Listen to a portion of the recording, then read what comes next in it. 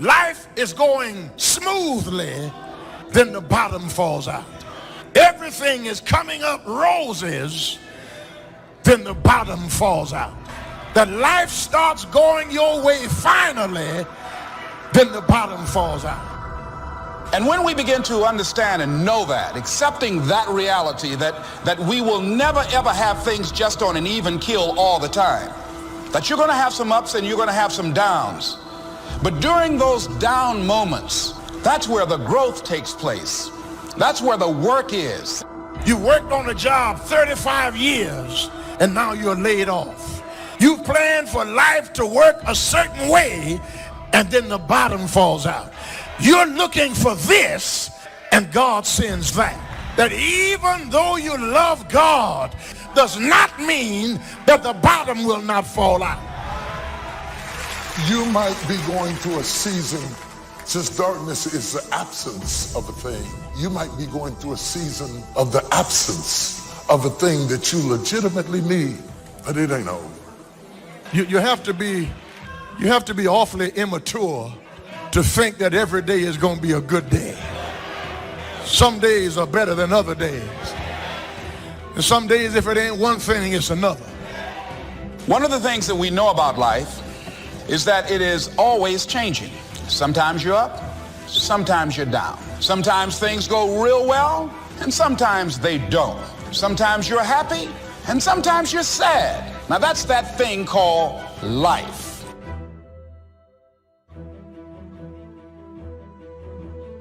You may have to function for a while without the absence of the thing you adore.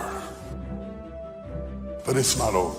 It's just that God has created the treasures of darkness.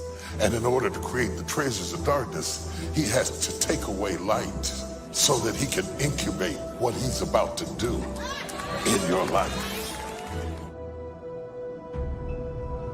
And I'm going to tell you right now, it won't be easy. It will be hard because life is hard. That's what life is.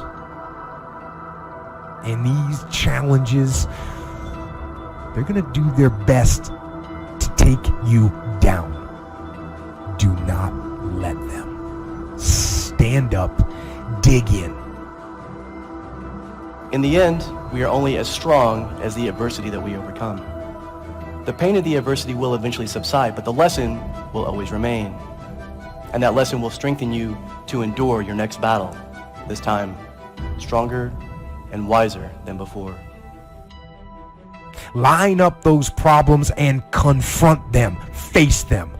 Do not let them bring you down.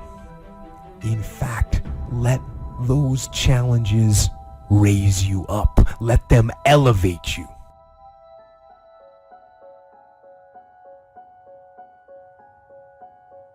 What do you do when you tried and failed and you want to quit and you want to give up? Because trying again means hurting again, means risking again, means believing again, means hoping again. Sometimes you can be blessed and be unhappy. Because even though things are going right, they're not going according to what you had believed and expected, and you know that something is missing out of your life. What do you do when something is missing out of your life and the things that replaced it do not compensate for what you lost? I've always been told how average I can be. Always been criticized about being average. But I want to tell you something. I stand here before you, not listening to those words, but telling myself every single day to shoot for the stars, to be the best that I can be. Good enough isn't good enough if it can be better, and better isn't good enough if it can be best. Turn your wounds into wisdom. You will be wounded many times in your life. You'll make mistakes. Some people will call them failures. But I have learned that failure is really God's way of saying, excuse me, you're moving in the wrong direction. Other than death, all failure is psychological. Other than death, all failure is psychological. Think about that. If you aren't dead, then it's just psychological. It does not mean that you won't lose some battles, because you will. We all will. But it does mean that as long as you don't surrender, as long as you don't give up, as long as you don't quit, then you haven't failed. It just means you've made a temporary tactical retreat, a brief withdrawal, so that you can regroup and reattack. If you get beat, unless you're dead, you are not defeated. And you have not failed. What you've done is you've learned. You've gained experience, and you're still alive. So get up and go get after it. We all live in this bubble. What you got to do to get the life that God wants you to have, you got to put more air in your bubble. You got to blow your bubble up. Expand yourself. Take yourself out your comfort zone. Put some more air in your bubble. If you stay in your comfort zone, that's where you will fail. You will fail in your comfort zone. Success is not a comfortable procedure. It is a very uncomfortable thing to attempt. So you got to get comfortable being uncomfortable if you ever want to be successful. People say you have to have a lot of passion for what you're doing, and it's totally true. And the reason is because it's so hard that if you don't, any rational person would give up. It's really hard, and you have to do it over a sustained period of time. So if you don't love it, if you're not having fun doing it, you don't really love it, you're going to give up. And that's what happens to most people, actually. If you really look at the ones that ended up, being successful, unquote, in the eyes of society, and the ones that didn't, oftentimes it's the ones that are successful loved what they did so they could persevere, when it got really tough. And the ones that didn't love it quit. So it's a lot of hard work, and it's a lot of worrying constantly. If you don't love it, you're going to fail. So you got to love it, you got to have passion. If you think ordinary's cool, ain't no problem. It's some really wonderful ordinary people. But if you are sitting in this room and you have extraordinary aspirations, then you're going to have to do extra. You put extra on top of ordinary and you come up with extraordinary. It's no other way. But here's the fact. All of you have extraordinary capabilities. All of you. You have to decide if you are willing to do the things to put you in that category. Rich people don't sleep 8 hours a day. That's a third of your life. He who loves to sleep and the folding of hands, poverty will set upon you like a thief in the night.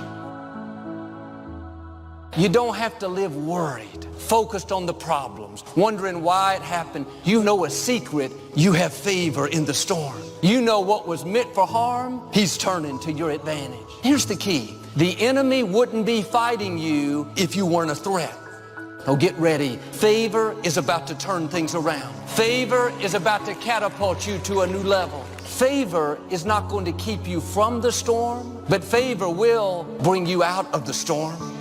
We don't understand everything that happens. Sometimes life is not fair, but you have to trust that God knows what he's doing.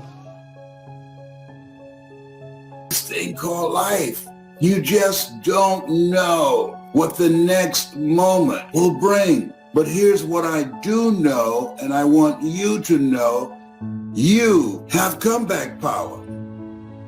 When something happens to you, don't buy into what has happened to you. Buy into, I'm getting up out of here. I'm going to change this situation. This does not work for me, and I don't have the luxury of being depressed and angry. I need to clear my head. This is no time to do something stupid, like hurt yourself. No, no, no, no.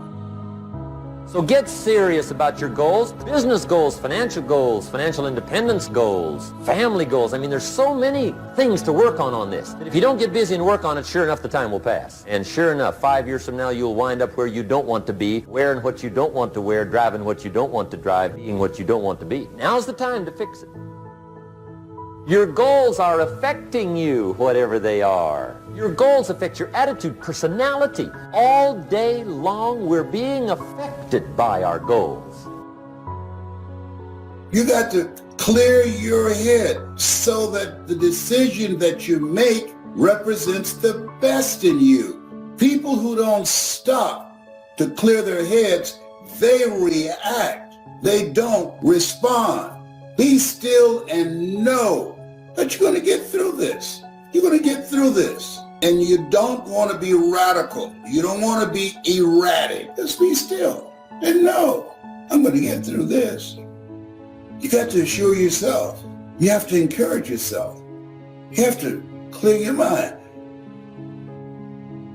Your better future is a dream. Where do you want to go? What do you want to do? What do you want to be? What do you want to see? You've got to dream dreams. Without dreams and visions, people perish. You've got to have something to go for. Take the crumbs from starving soldiers, they won't die. Take the bread from hungry children, they won't cry. But without dreams, we all will die. You've got to dream. Don't lose your dreams.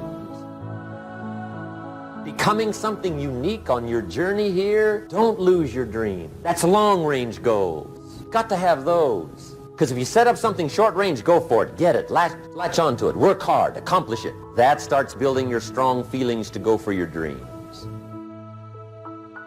Economics plays a major role in everybody's life, which means it ought to be meticulously well planned for tomorrow.